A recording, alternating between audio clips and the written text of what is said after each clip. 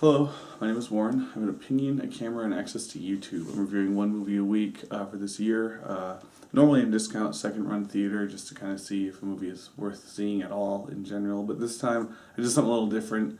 I watched a matinee price movie that had just been released over the weekend, and that movie was Oz the Great and Powerful. And my reasoning behind this was I wanted to know, I was curious, I didn't want to wait to see if it would come in second run theater. I wanted to kind of get this one addressed, kind of right away. Basically, I wanted to know if this movie was worth seeing, if you grew up watching The Wizard of Oz, or if you've seen The Wizard of Oz and you want to see Oz the Great and Powerful. For one of two reasons. One, because you've never seen The Wizard of Oz and you're younger, or maybe you just missed out. Or two, if you've seen The Wizard of Oz and if it's worth the legacy, if it's worth its place as a prequel. And I was looking at the movie as, okay, the Oz character is an interesting character.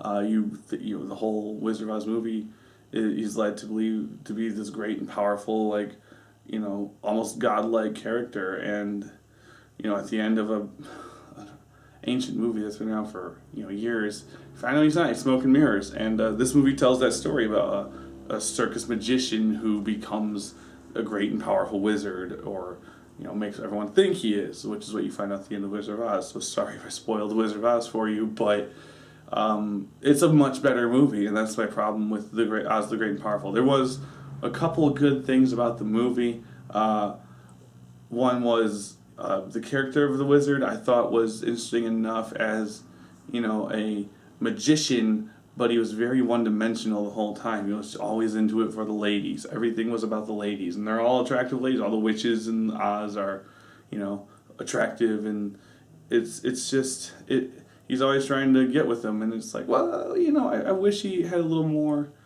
He has a character arc, but it's very small, and he's just not very well developed as a character. And this is a legacy that this man has, and ultimately, the movie as a whole was too much, too loud, too colorful, too many characters, too many story arcs, too many cutaways. The first movie was a journey. It was an adventure about one person meeting only a few people. And yes, you had your villains and your good people.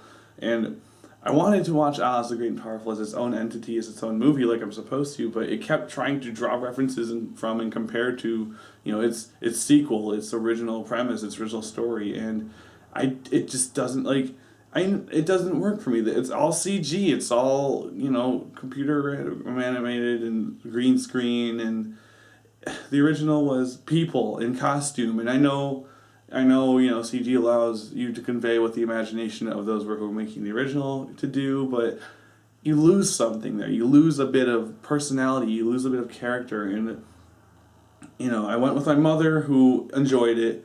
I went with my younger brother, who's kind of split on it.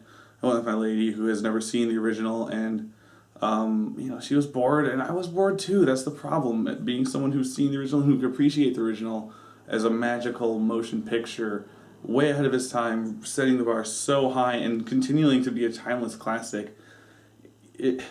This new movie just doesn't come even close. It doesn't hold a candle to its excellence, and I'm going to forget about this movie very quickly, and that's a problem. I feel it's not going to stick with me for very long, and most, I believe, is just due to the emptiness of it all. It's just all the supporting people and everybody. It was a lot of nothing. It was just a lot of noise and a lot of loud music and a lot of sweeping, cutting camera angles, and I don't know, sometimes I appreciate that. This time I just didn't. It didn't fit with me. It didn't go well with me. I don't like what these people did to the story of The Wizard of Oz. I mean, it's a good story. It fills in a nice hole, and it makes you, it justifies just knowing what the story was, but I feel the less you know, the better kind of thing. I like the mystical wonderment of, wondering what that man who, Oz, the Great and Powerful, is all about. I didn't see a point in this prequel, and I wanted to go into this movie just to see if it was what I thought it was or not, and sadly, it was. It was exactly what I wanted it not to be, and I was bored, and I'm going to forget it pretty soon. I won't watch it again. That's the problem, is I will not watch this movie again. So, I don't know, did you feel like James Franco? I mean, he's good. You feel like Mila Kunis? I don't think she was cast well as the Wicked Witch. I don't know. I hear Meg Griffin. That's a problem. She's an attractive, wonderful person, but like, I can't get around some things about Mila Kunis when she's acting, and I feel she will. At least in this role, I didn't feel she was She was used as the right character. I think someone else could have benefited better as that character. Good effort on her part, though. She was really great. You can tell she had it down, but it just didn't work with me. The two witches, Glenda and Mila's, or the Wicked Witch's sister. I mean, they were great, they were fine, but like ultimately, it's forgettable, and that's what I feel about The Great and Powerful Walls. You're gonna forget it pretty soon. So that's it. I mean, it's all right. See the original. The original's amazing. Go watch the original again. You'll be much happier that you did that instead. That's pretty much it.